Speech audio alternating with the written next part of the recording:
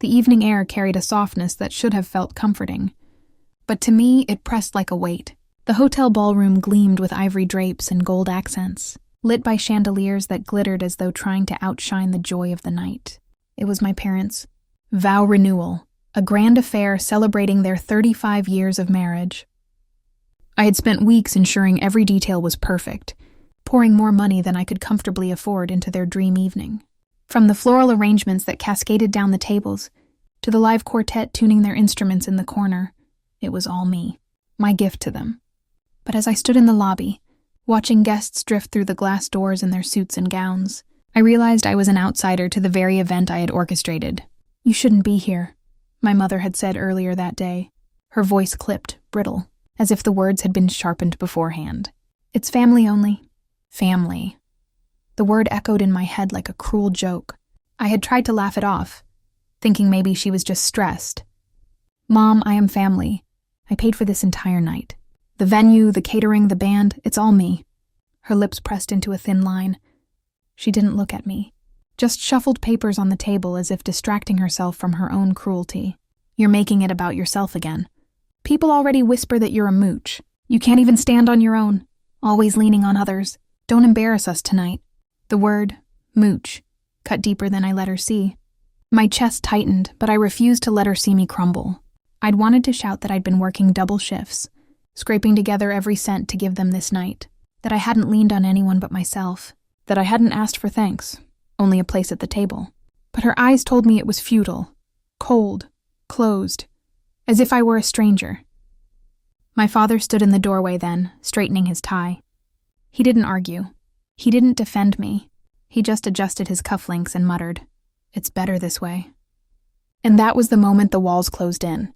Now standing outside the ballroom, I could hear the music swelling, guests clinking glasses, laughter rippling across the hall, a celebration I had built, a joy I was forbidden from sharing. My name wasn't on the guest list. My seat at the table did not exist.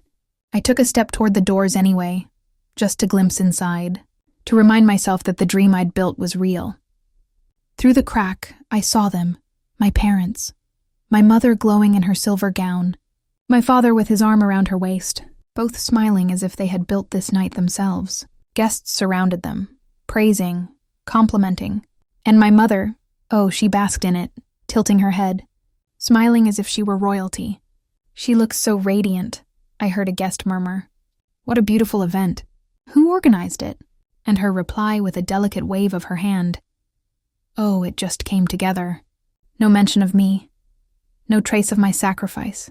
Just a casual erasure. I stood frozen, pulse hammering, the back of my throat burning. Every instinct screamed at me to storm inside, to shout the truth, to rip the mask off their performance. But another voice, quieter, steadier, whispered, "Don't. They want you small. They want you to fight. That's the role they've written for you. Don't play it." So I straightened my shoulders, swallowed the storm, and stepped away. In the parking lot, the night was still. The air smelled faintly of roses from the arrangements I had ordered. My car sat alone at the far end, its paint catching slivers of the moonlight. I walked slowly, each step an act of will, as though I were trudging through mud. As I reached for the door handle, my phone buzzed. A message flashed on the screen, from my cousin. "Hey, sorry about what happened. Just wanted you to know the slideshow you made. Everyone loved it. They think your parents hired professionals. It was amazing." I stared at the words, emotions tangling in my chest. Pride, hurt, a bitter kind of triumph. They could erase my name from their lips, but not from my work. I slid into the driver's seat and sat in silence, gripping the wheel, breathing shallowly. My mind replayed every moment. The long night stitching details together, the excitement I'd once felt imagining my parents' smiles, the childish hope that maybe this would be the thing that proved my worth. Instead, it had become the knife they used to cut me out. And then it hit me. I had been waiting for recognition that would never come. Trying to earn a place in a family that had already decided I didn't belong. The realization stung, but beneath the sting was something unexpected. Clarity. I turned the ignition, the engine humming to life, and as the car rolled forward, I glanced one last time at the glowing ballroom in the distance. Their laughter spilled faintly into the night, carried on the wind, and I whispered to myself, almost like a vow, "This is the last time they use me, the last time they erase me." The road stretched ahead, dark but open. For the first time in years, I didn't feel tethered to their approval. For the first time, I wondered what my life might look like if I stopped chasing it. But little did I know, walking away that night would set into motion a chain of events I could never have predicted. Because secrets, family secrets, have a way of clawing their way to the surface. And my quiet exit would be the spark that burned through the illusion they had built for decades. The days after the vow renewal were quiet, but not in the peaceful way silence should be. It was the silence of something festering beneath the surface, waiting to erupt. I went about my routine, working shifts, paying bills, pretending nothing had happened. But the memory of that night clung to me. Their words, their dismissal, the way they had smiled in the ballroom as if I didn't exist. It gnawed at me during the day and haunted me at night. I thought walking away would give me freedom. But freedom, it turned out, was complicated. Because freedom meant I had to face the truth. I was still tethered. Not by love, not by loyalty, but by years of conditioning. Years of trying to earn approval that would never come. And then, just when I thought the chapter had closed, the first crack appeared. It was a phone call from my aunt.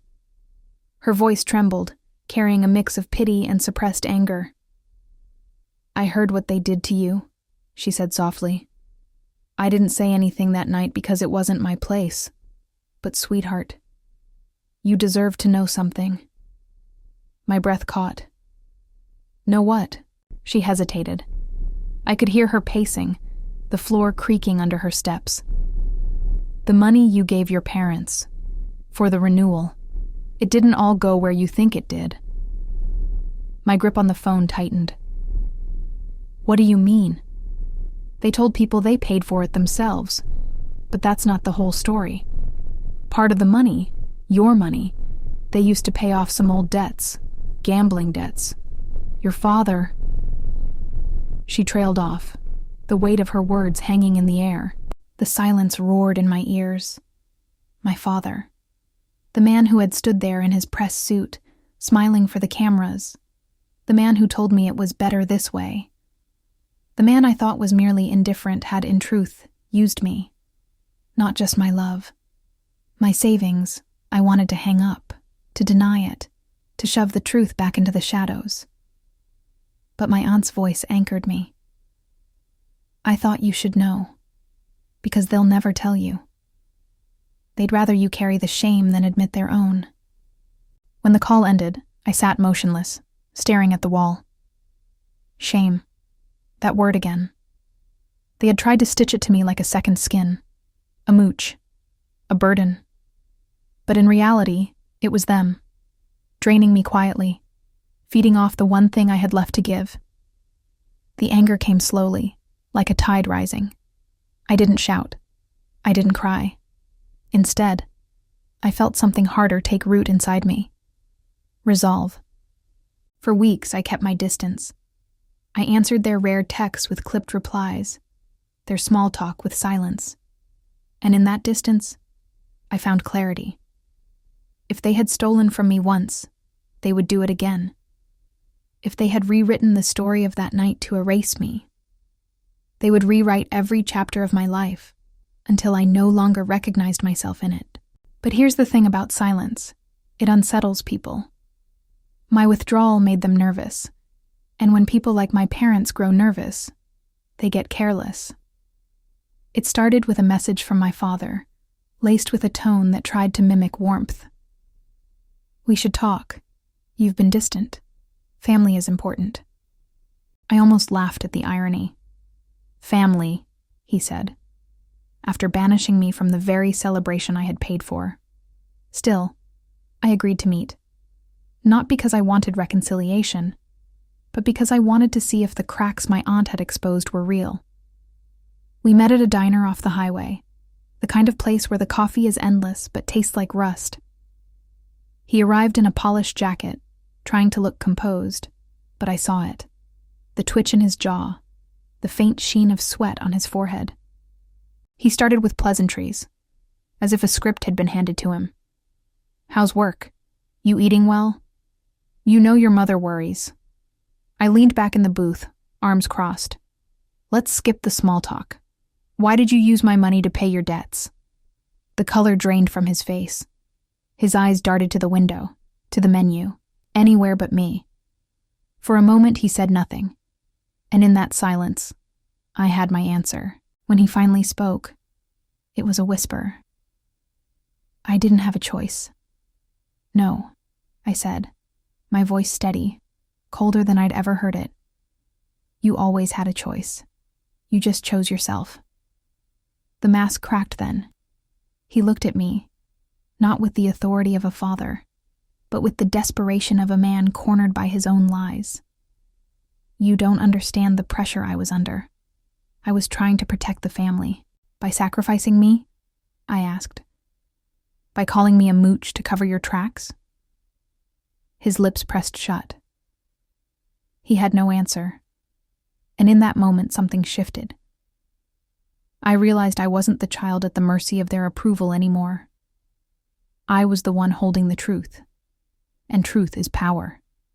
I left the diner that night with more than closure. I left with freedom. Because once a mask slips, you can never see the face behind it the same way again. Over the next few months, I rebuilt. Quietly, carefully. I cut ties, not in anger, but in resolve. I stopped waiting for invitations that would never come, stopped pouring myself into a well that only swallowed me whole. Instead, I invested in myself, classes, friendships, dreams I had shelved for too long. Word trickled back to me about them, how their social circle shrank, how whispers of my father's debts began surfacing at family gatherings, how the illusion they had polished for years began to dull. I never lifted a finger against them. I didn't need to. The truth has a way of doing the work for you. One night, months later, I walked past a wedding hall. Through the glass, I saw families laughing, clinking glasses, celebrating without masks. For the first time, I didn't ache to belong. I realized belonging doesn't come from bloodlines or forced invitations. It comes from being seen, valued, chosen, and I chose myself. If you ask my parents today, they'd still say I was ungrateful. They'd still cling to their story, but their words no longer pierced me because I had rewritten the ending. I was no longer the child standing outside the ballroom, nose pressed to the glass. I was the person who had walked away and built something real, something theirs could never take. And maybe that's the quiet revenge, the sweetest justice. Not to destroy them, not to prove them wrong in some grand performance, but to live so fully, so freely, that their words, their labels, their betrayals shrink into nothing. Because in the end, I wasn't the mooch. I was the one who paid the price to learn the truth, and I was the one who finally walked free.